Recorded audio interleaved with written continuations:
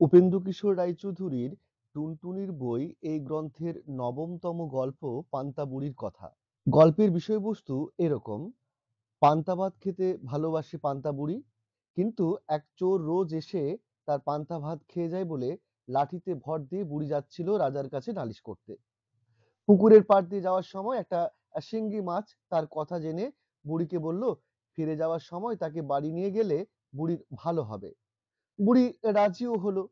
এইভাবে একে একে বেলতলায় পড়ে থাকা বেল, পথের ধারে পড়ে থাকা গোবর এবং একটা খুর বুড়ির কথা শুনে একই কথা বলল। বুড়িও রাজি হলো। সেদিন রাজা বাড়িতে না থাকায় বুড়ির আর নালিশ করা হলো না। সে পথে দেখা হওয়া সকলকে তার থলেই করে বাড়িতে নিয়ে এলো।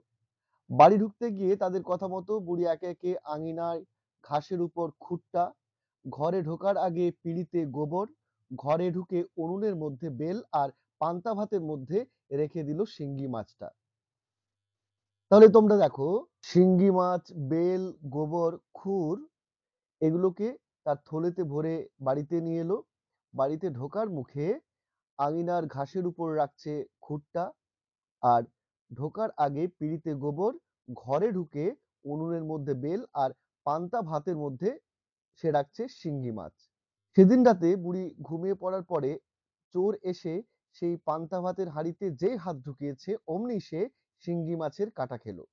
ব্যথায় কাঁদতে কাঁদতে হাতটা সেঁকে নেওয়ার জন্য সে উনুনে হাত ঢোকালো।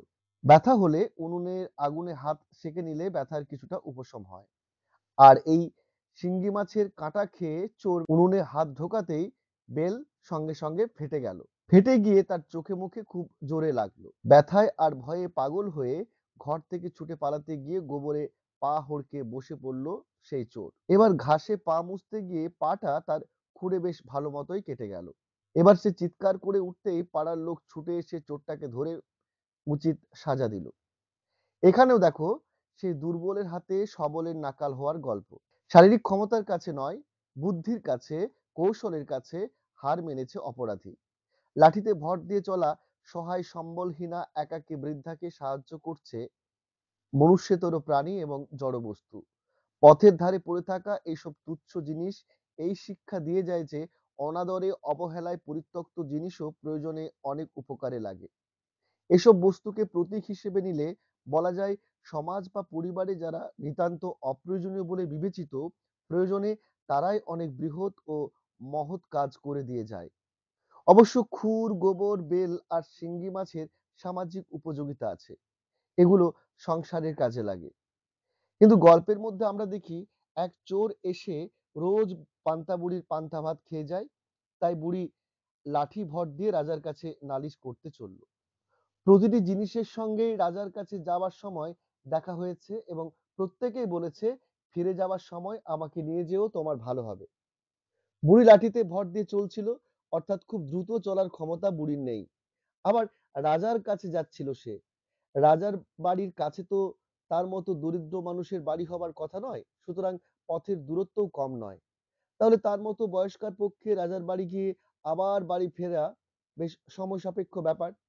এতটা সময় পথের ধারে পড়েছিল বেল, গোবর আর খুর, অথচ কেউ তাদের তুলে নিয়ে যায়নি, অথবা নিতে এসেছিল বলেও জানানো হয়নি। সুতরাং জিনিসগুলো পরিত্যক্ত বলেই আমরা ধরে নিতে পারি। এইসব অনাদরে পড়ে থাকা জিনিসগুলো বুড়ির বাড়িতে যেভাবে নিজেরাই নিজেদের জায়গা নির্দিষ্ট করে নিয়েছে এবং চোর সেই পেতে রাখা ফাঁদে যেমন নির্ভুলভাবে ধরা দিয়েছে, তাতে তাদের সূক্ষ্ম বুদ্ধি এবং দূরদর্শিতার পরিচয় পাওয়া যায়।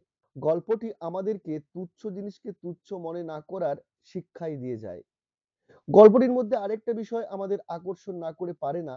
পান্তা ভাত হলো জলে ভিজিয়ে রাখা বাসি ভাত।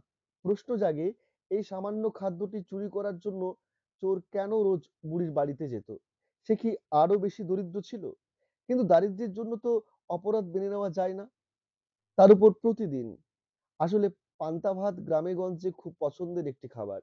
আর বুড়ির বাড়িতে চুরি করাটাও অনেক সহজ।